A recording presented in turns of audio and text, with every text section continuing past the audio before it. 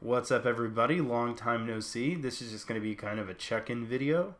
I haven't posted a video in a few weeks. I did post my sideboard guide. I think was the last one, and I kind of have some updates on that. And I just want to let you guys know that I'm still alive, and I still plan on making Magic video content. It's just been I've been busy lately. I've been busy with work. I'm really trying to catch up. I started riding a bicycle again. I know those of you who watch these blogs probably already knew that, but that's it back there. It is a BMC Gran Fondo 01 for those of you that are potentially into cycling. I wanted to work on getting healthy again and slimming back down. And it's only been a month, but things are going well. I've been averaging about 180 kilometers a week, a little over 100 miles a week. I also completed a 180 kilometer bike ride, 115 kilometers or miles around Lake Geneva. It was all at one time. And it's definitely having an effect. I probably don't notice yet, but like my clothes are fitting better. I'm getting closer to being able to wear some other clothes. So anyway, also, I don't know if I've told you guys, but my wife is pregnant. She's very pregnant, actually. The baby's due in the early part of September. We're both extremely excited. I don't think I've shared that with you guys yet, but there it is. So if maybe I have, I can't remember, but my wife is pregnant, trying to catch up at work, trying to get on the health train again. Just also already a dad. So I haven't had I've just been juggling. I just haven't had the time. But some content that I plan on creating coming up. I did some video recordings while I was at my last Modern event. So I still want to do a tournament report for that, even though it's kind of out of date. I just still would like to do it. I plan on making some Geist videos. I know some of you were looking forward to Thing in the Ice. I was really excited about that card, and I don't know why this happens to me, but I go through these phases where like I get excited about decks, and then all I want to do is play Geist. So I've been playing Magic. I've been playing a ton of Jeskai Geist. I think one reason that I've been playing it so much is because when the meta shifted again, and I wasn't having to face Eldrazi a lot, my win percentage has really just gone through the roof again. And I think I'm just hovering, I'm doing that thing where I'm bouncing between 60 and 65% win rate, which for my goals, I think is fantastic. That means I'm infinite on Magic Online, and I can just keep grinding online tournaments with my favorite deck, which is awesome. I get a bunch of reps in with it. I get to keep refining it. So I'll probably bring you guys along for some more of that. For those of you that may play Magic, I know that if you're just doing ridiculous, and I think really it's only people with like busted decks that hit plus above 1900, but I've really been kind of flirting with that 1800 rating number, constructed rating number, which for a deck that I think a lot of people would call tier 2, I think is totally respectable. I've had a recent 5-0 finish in a league, but it was right as the friendly leagues, right was the day that competitive leagues launched. I've had 2 or 3 different 4-1 finishes in the competitive leagues, and a bunch of 3-2s. But yeah, the deck's been great. So I'm gonna record some Geist content.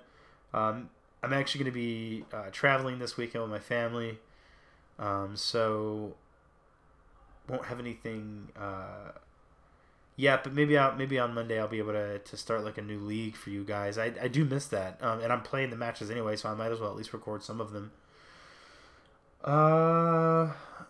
That's oh yeah. So I'm working on a project actually, and it's building on it's really building on the sideboard guide that I released a little while back, but it's really taking it to the next level. So I'll give you guys a teaser, because this is an effort. Like, I work on it every few days. I keep trying to contribute to it, and I'm really trying to create just the best possible repository of knowledge that I can about the deck Jeskai Geist and how to play it. I've wanted to do a sideboard guide for a long time, but the problem that I always see is that sideboards guides go out of date really fast. You know, as soon as I change this card, it's different. So what I'm really working to give you guys is something more generic. I am going to have an example list and in and outs. But my main goal here is to explain how I think the matchup should be played, you know, from my experience and my perspective. So this is kind of what I'm looking to give you guys. I'm keeping like some of the individual card evaluations. I'm including a deck list. I'm not really done writing all of this, but the real meat of this is going to be the matchup analysis and sideboard guide. But as you can see here, rather than just say this is what I think you should take in and out of a list, what I really want to give you guys, like I said, is how should the matchup be played? Why am I, you know, what is, you know, I want to write a couple of paragraphs about the matchup. Why am I not running Mana Leak? You know, what are the good cards? Stuff like that. And so I kind of keep changing the format because I'm trying to come up with a standard format.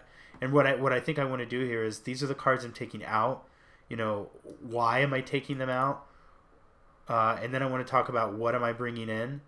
And then I also want to talk about, you know, maybe your list is similar to this, but it's not exactly the same. Maybe you have different cards. Maybe you need to consider other cards for your meta. So I'm also trying to include like, okay, so the best sideboard card against Abzan Company, Anger of the Gods. What are other good sideboard cards?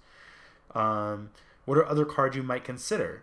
You know, and like here on Rest in Peace, Grafdigger's Cage, Beware of the Negative Interaction with Snapcaster Mage. So I'm really trying to make something as completely comprehensive.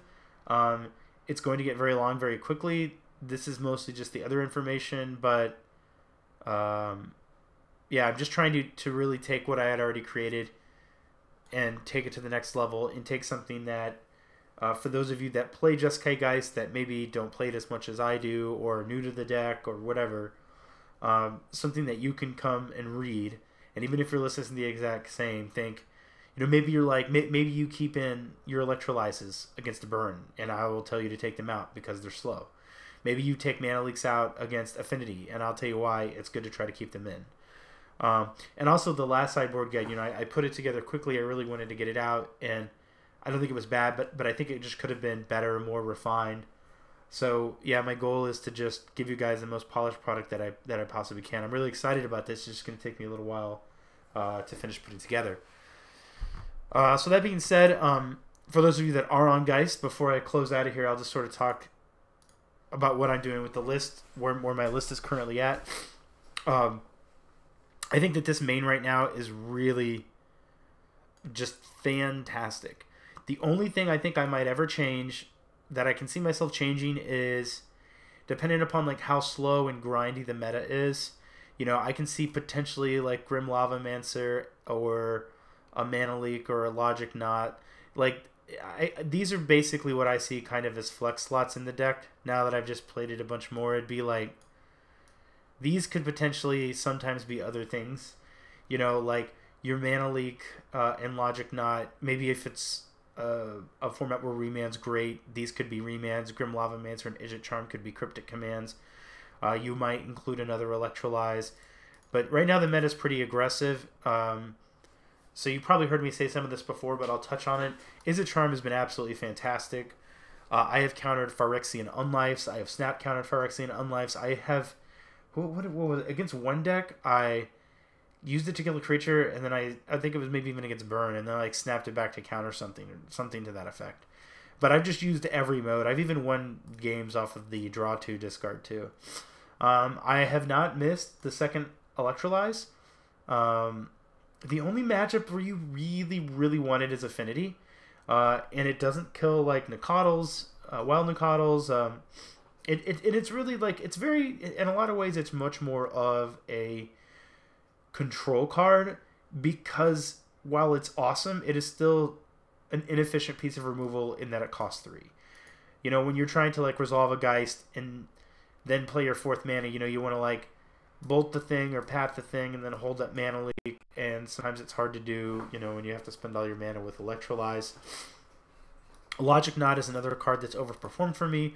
Grim Lavamancer turned out to be everything that I thought he would be in the deck, when I first thought about putting him in like a year ago, and I just never really got around to testing it. He synergizes with the deck's burn plan. He synergizes with the deck's plan to punch Geist through. He synergizes with the deck when it needs to be a control deck. He can turn your lands and your Serum Visions into more burn spells. Sometimes there's a tenuous relationship with Logic, Knot, Grim, and Snap, but overall I think it's been pretty fine. You know, and there's a lot of times too where you're like, well, I have a land and I have a burn spell, and I don't have a Snapcaster Mage, and I need to kill that creature, so you're kind of just fine to do it anyway. I knew I was on 3 Angels for a long time. I really think the more that I played the deck, I think 4 is probably right. This is a deck that wants to be proactive. You know, the best thing that the deck can do is go like, turn 1, bolt your thing, turn 2, mana leak your thing, play Geist on 3 onto an empty board, and then begin getting aggressive. Restoration Angels really facilitate that. Restoration Angels are also one of our grindiest cards in matchups where we are the control deck. Against those matchups, there's typically not a lot of removals, so Restoration Angels buy back your Snapcaster Mages. Against combo decks, Restoration Angels bounce Click again. It's just really like one of the best cards in the deck, and I think that, you know, running 4 is correct. The most cryptic commands I'd ever want in this deck, no matter what the meta is, would be like 1. Maybe some cases I'd want 2, but probably just 1. I've been super happy with the 4th Restoration Angel. It just gives you, you know, I have won more games recently because I like had a Geist and I had a Restoration Angel. I drew another Restoration Angel. I just won a game against like that against Affinity. And I resolved the Geist with a Restoration Angel in my hand. I attacked with Geist, saved it with Restoration Angel, drew another Restoration Angel, did it again, and he just died because I was punching in the air for so much damage. So I've just been super happy with this. I know recently somebody asked about Valorous Stance on the comments. By the way, guys, I'm sorry I haven't been replying to my comments as much as I normally do. I like Valorous Stance, but the main reason we were running it at the time was because we just needed... Abzan was really popular, and they were running like 4 Siege Rhinos and Tassigars, and they were running Goyfs, and your Path to Exiles were so incredibly taxed, you just needed like 6 Path to Exiles in the deck, and so that's what like the 1 or 2 Valorous Stance were for. They occasionally have synergy. They can like keep a creature like an Angel from dying from Terminate, but right now I think Celestial Purge in that slot is just a bit more flexible because it also can hit Siege Rhinos and Tassigars, but it can also hit Nahiri. And it can also hit some of the black creatures like out of Dredge decks. It's just, you know, a lot of random targets for it. I don't know that I necessarily want it, but I'm going to show you this other crazy thing I'm working on, or at least testing. I've been pretty happy with the Counterspell package. Counterflux has been great. It's nice that you can bring it against other decks, just because it is a hard counter against grindy decks where you don't necessarily want to try to beat them on the stack. Counterflux is okay because it'll copy, it can counter like a Goyf, a Siege Rhino, a Liliana of the Veil, a Choke. It can just copy anything at any stage of the game. Stony Silence has been great. It's actually been pretty good against Ad Nauseam. Just turn 2 this into turn 3 Geist. Although sometimes what I've been wondering lately is, you know, I would like to beat Tron with more regularity, and I also don't think our Ad Nauseam matchup is great. There's also the Valakut combo deck, or Valakut ramp deck. But the thing is, like, one of the reasons I haven't ever been running Crumble, talking about Valakut and Tron, I'll come back to Ad Nauseam in a second, is because in theory, like, we shouldn't have to. Like, that control deck needs that because they don't have a way to pressure. We're a Geist deck. That's one of the reasons we're playing Geist, is because against many of those matchups, just slamming Geist provides such a quick clock that you can win the game on that. Then now the thing is, like, you'll hear a lot of people say Geist is poorly positioned. What a lot of people don't realize too is, like, you can create situations where you can just crush with Geist. Like, you know, I've beaten Infect by going like, turn 1, kill your Noble Hierarch, turn 2, mana leak whatever your second creature is, turn 3, play Geist, and now suddenly, like, they're trying to have to figure out how not to die. So yeah, sure, he's not great against Zoo, but even then, I've beat Zoo many times by outracing them with the Geist. So anyway, I'm not here to sell you on Geist, but